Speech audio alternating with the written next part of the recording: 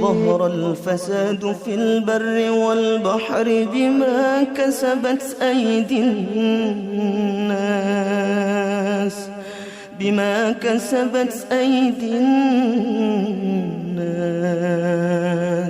ليذيقهم بعض الذي عملوا لعلهم يرجعون.